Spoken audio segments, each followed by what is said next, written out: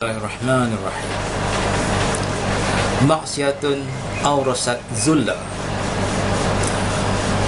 Melakukan dosa ataupun maksiat awrasat zulla yang menimbulkan rasa rendah diri, waftiqara, dan memerlukan rahmat Allah. Khairun adalah lebih baik min ta'atin, lebih baik daripada melakukan ketaatan awrasat izza yang menimbulkan rasa sombong, wastikbar, dan besar diri.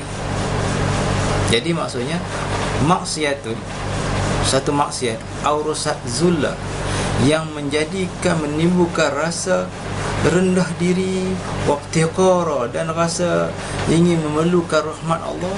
Khairun adalah lebih baik min ta'atin, daripada melakukan taat, melakukan semayang sebagainya, awrasat izza yang boleh membangkitkan rasa sombong, wastikbar, dan besar diri.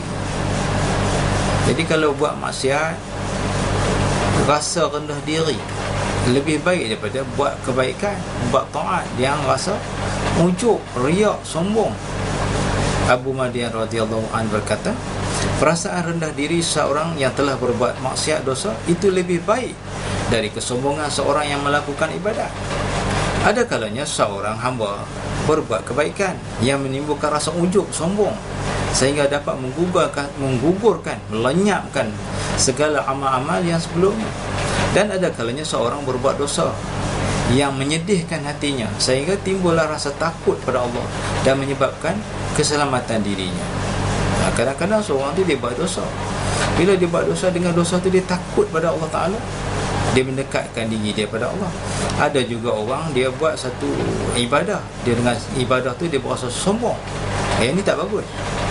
Tapi kalau buat ibadah, kalau mendekatkan diri Allah, memang bagus.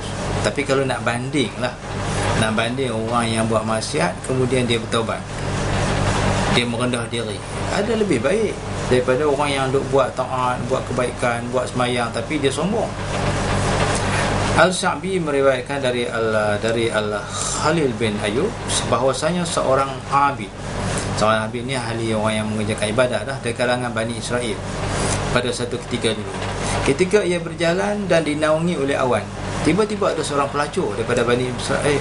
Maka tergeraklah di dalam hati pelacur tadi, ini adalah, dia kata, ini seorang ahli ibadah Bani Israel.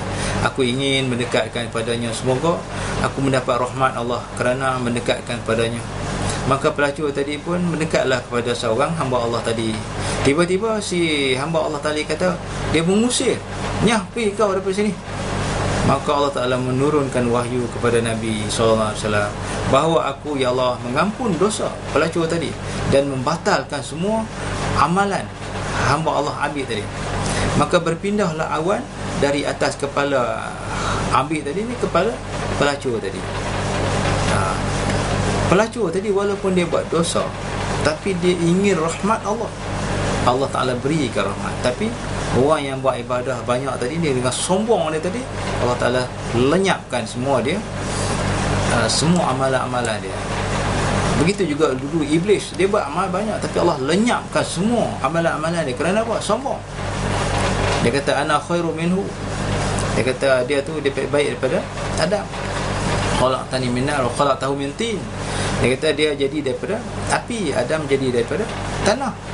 Jadi dia berasa sombong. Dengan kesombongan itu Allah Ta'ala lenyapkan semua amalan-amalan iblis tadi. Itu. Jadi jangan sombong. Buat ibadah banyak mana pun jangan sombong. Kena rendah diri pada Allah. Dan begitu juga orang yang buat dosa tadi ni, jangan dia dengan buat dosa dia jadi sombong pula. Dengan buat dosa tadi dia berasa rendah diri dan mohon ampun pada Allah, mohon rahmat pada Allah, Allah ampun. Al-Haris Al-Mahasabi berkata, Allah menghendaki supaya anggota zahir ini sesuai dengan batin. Zahir dengan batin mesti sama. Maka apabila sombong seseorang itu, seorang yang alim, yang abid tadi, sedangkan pelacur itu berendah diri, maka ketika itu si pelacur lebih taat pada Allah berbanding dengan orang yang beribadah tadi. Ada pula kejadian ketika seorang hamba Allah, abid Bani Israel, sedang sujud. Tiba-tiba kepalanya dipijak oleh orang. Maka berkatalah orang Abid itu, angkat kakimu, demi Allah, Allah tidak akan mengampunkan engkau. Maka Allah menjawab, hai orang yang bersumpah dengan nama aku, bahkan engkau yang tidak diampun kerana kesombonganmu. Al-Haris di dalam komentarnya berkata, dia bersumpah kerana merasa dirinya besar di sisi Allah, maka kesombongan ujub itulah yang Allah Ta'ala tidak mengampun dia. Manusia ni mana manusia yang tidak berdosa? Semua manusia berdosa. Tiba-tiba si hamba Allah Ta'ala ni, dia banyak beribadah, dia tengah-tengah sujud, orang pijak kepala dia. Dia kata apa? Siapa pijak kepala aku tadi? Allah Ta'ala tak ampun dosa dia. Oh, di mana dia melebihi daripada Allah Ta'ala. Dia berasa bangga, dia melebih daripada segala-galanya. Dia boleh menentukan pula Allah Ta'ala mengampun atau tak mengampun, padahal Allah itu Maha Pengampun. Mengapa dia kata Allah tak ampun?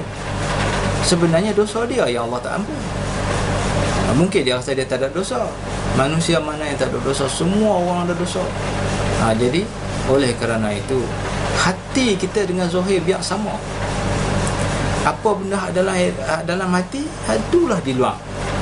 Kalau dalam hati sombong, kat luar dia sombong, sehingga dia lebih sombong daripada Allah Ta'ala.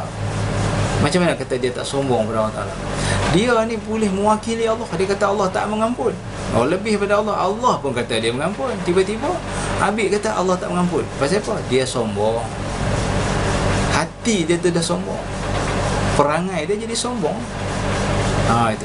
Manakala seorang pelacur, hati dia dah rendah, maka dia ni merendah diri pada Allah Subhanahu Wa Taala, merendah diri mengharapkan rahmat daripada Allah Taala.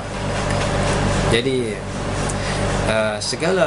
jadi secara kesimpulannya, secara kesimpulannya, semuanya itu berpunca dari hati. Kalau hati seorang itu dia merendah diri, dia akan bertaubat pada Allah, walaupun dia keadaan macam mana. Sama ada dia buat maksiat ke, dia tak buat maksiat ke, dia seorang taat ke, kalau hati dia baik, dia akan keluar. Dia akan, apa yang dilakukan akan jadi baik, perkataan dia akan jadi baik. Kalau hati seorang itu sombong, walaupun dia buat ibadah macam mana pun, akhirnya dia akan sombong juga pada Allah Ta'ala. Perkataan dia yang sombong, perbuatan dia akan sombong, dan segala, dan apa yang keluar daripada anggota dia tu semua jadi sombong. Jadi oleh kerana itu, yang penting hati kena sama dengan apa yang dilahirkan. Hati yang bersih, hati yang mengharapkan rahmat kepada Allah Subhanahu Wa Taala, hati yang mengharapkan kasih sayang Allah Ta'ala, akan melahirkan anggota, perangai, perbuatan kita yang sentiasa merendah diri, bertaubat kepada Allah Subhanahu